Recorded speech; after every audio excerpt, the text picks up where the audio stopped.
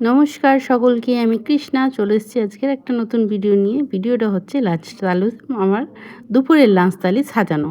তো আজকের লাঞ্চে কি করেছি সেটা তোমাদের সাথে শেয়ার করব। তো দেখতে থাকো। তো ফার্স্টে দিয়েছি গরম গরম একদম উজ্জ্বলন্ত ভাত, যেটা একটু আগেই নামালাম। আর এই লাঞ্চটা থালিটা রেডি হচ্ছে আমার জন্যই। তো সাথে নিয়ে নিয়েছি একটু টুকরো পেঁয়াজ আর একটা কাঁচা লঙ্কা, সাথে নিয়ে নিয়েছি উচ্ছে ভাজা আর আলু মাখা, যেটা আলু ভাতে আমরা যেটা বলি, আলু সেদ্ধ। তো এটা কিন্তু আমার থাকেই, মানে আমাদের প্রতিদিনকারই এটা একটা পদ, যেটাকে বলতে পারো। আর তার সাথে হচ্ছে ছোটো ছোটো চিংড়ি ভাজা।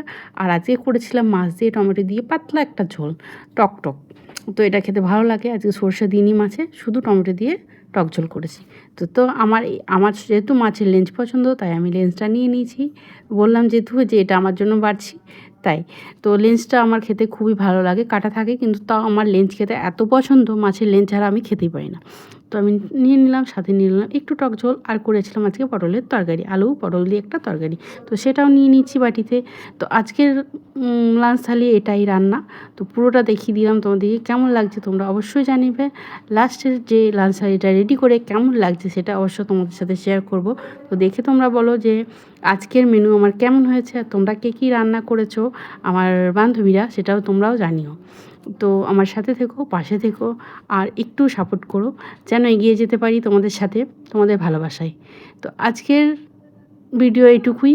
বাকি ডেলি ব্লগ যেমন দিই সেটা পরে দেবো, আজকে আর হলো না। টাটা।